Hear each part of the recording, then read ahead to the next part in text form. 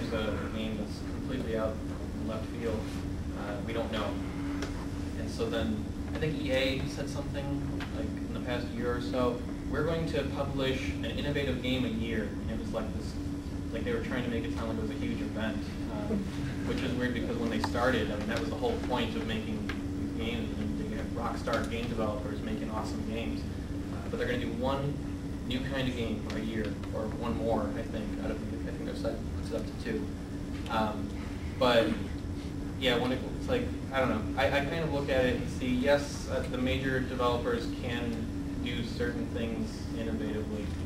And I kind of think innovation as originality is kind of overrated, because if you have something that's completely different from everything else, how do you tell somebody how to play that? But at the same time, like you can still make changes, and now the game's completely different. I have a Space Invaders clone that's currently in beta test, and I had one of the beta testers, like I don't tell them anything about the game, and they go and check it out, and they realized what I was going for with this. If anyone's ever seen the Japanese overhead shooters that they're called Bullet Hell, merge that with Space Invaders, and that's kind of the game I've made. I added this one change to it, and I realized this is a lot of fun. And I had a couple people play it, and a lot of people, it's a lot of fun watching somebody play the game that you made and watch them hit replay, because they lost and they want to keep going. It's all, on the other side, it's also kind of demotivating when they stop playing and they just say, that was nice. But,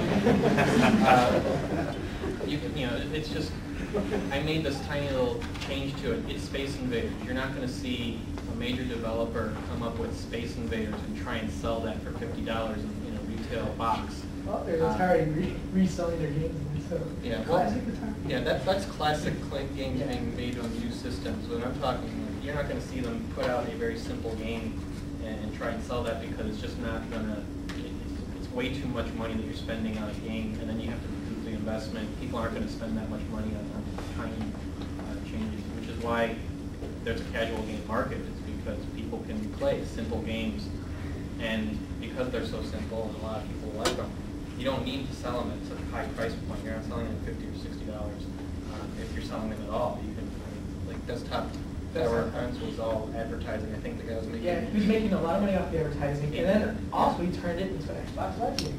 Yeah. Something similar, not exactly Desktop Tower Defense, but he ported it over to the Xbox Live game. But when he started, it was just problem. advertising based. It was $8,000 a month, I think he said. I think he was using Google Ads and Yahoo Ads. Yeah, and that, I mean, that's a lot of money. For basically a game that people were playing on when they were playing Warcraft 2, I think. Yeah. Like it was just a mod, like or not a mod, but like a kind of a scenario you can play. It's just you can make small changes and make a simple game. You can even take a simple game from the past and make a slight twist to it. Make it easy for people to play today, like add mouse control, and that's going to be a completely different game that you can now release, and people will play it or not. But I mean, you don't need to invest millions of dollars over the course of 3 years to find out. I think also too that it sort of brings up the big thing in the game industry right now, which I feel is, why aren't people buying the new consoles? Well, why aren't they buying the new consoles? It's $400. Am I going to spend $400 on Gears of War because it has, a million extra polygons? Well, no, I'm not going to. I'm personally far more interested in, the Wii and, the capabilities of that within this, so far extremely simple graphic environment. I'm sure that's obviously much more capabilities, but point being, in the industry at the console level, I think needs to start stepping up with more interesting games. And until that happens, I think you're going to find a lot more activity in the casual gaming market with Flash games and with ports to Xbox Live. And I think Microsoft has a head start with Xbox Live. I know Wii's trying to start opening up other developer kits as well for content download. And that'll be very interesting. I'd like to do this. That'd be pretty fun. And then PS3 is as well. They're starting to. I don't know if they have an open platform yet, but I know there's been rumors about it. They're going to have a similar service to Xbox Live. Who knows what they're going to do with like custom content, like indies or So what are some of these underserved markets? You know, what kind of games did you make? How would you get at them? How would you make money with them? Well, I'm personally, at home I run Linux as my main desktop environment. My laptop had a dual boot between Windows and Ubuntu, and I'm usually in Ubuntu because that's what I can do most of my work in. The only reason I ever tend to go over to the Windows side is because I have to play a game that can only run on Windows. So for me, one of the underserved markets is myself. I want to play more games on my Linux system. So all of my development, all of my testing, all my play testing, all of my currently the only release I have is on a Linux build right now. What's your development environment? What's your? Well, I use VI. I don't know how many people use Wow. that.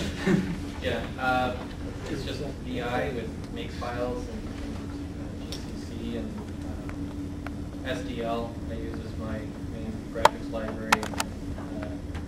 It's just, I mean, it's going to be something that I should be able to then build using the same code base. Maybe I might have to fix a few things because it's hard to do cross-platform development. But I should be able to then, with my Linux system, build a Windows binary and then send it to somebody and say, check this out and see if it works, or I can just copy it over to another machine.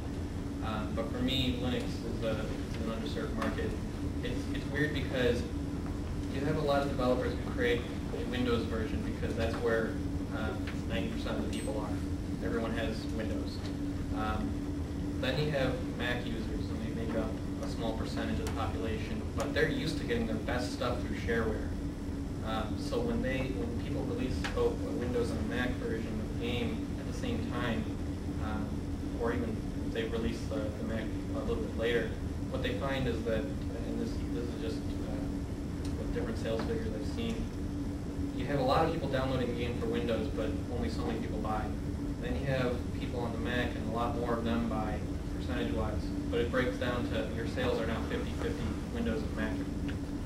I've seen some sales figures for people who have released a game for Linux as well, and it seems that there's a difference between releasing a game for Windows and then coming out with a Linux version 6 months to a year later.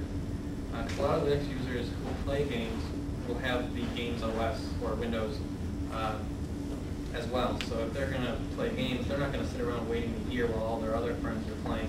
They're going to buy it for Windows just because there's no Linux version. So then you have people who release the Linux version, and it's just like, oh, well, nobody bought it.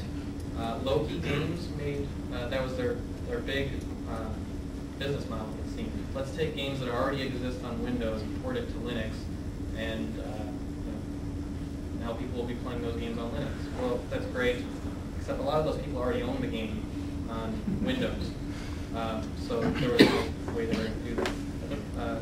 What I've seen, though, is that you release the game the same across all three. Now you have Linux users who are like, oh, I have an option, and they can get it. What I would not like to do, though, is see somebody who creates the Windows version and then outsources it to another company to sell, or to make and to sell the game, because I know somebody who bought The Sims and then bought all the expansions from EA. It's just all these expansions, that whole set, and then got a Mac, because everybody was getting a Mac a few years ago. And so you have all these games, all these CDs that you paid, I don't know, I forget how much the expansions are, but you paid full price for all of these games, all of the game and the expansions. And then it's like, okay, but I've got a Mac, and I know there's a Mac version for this.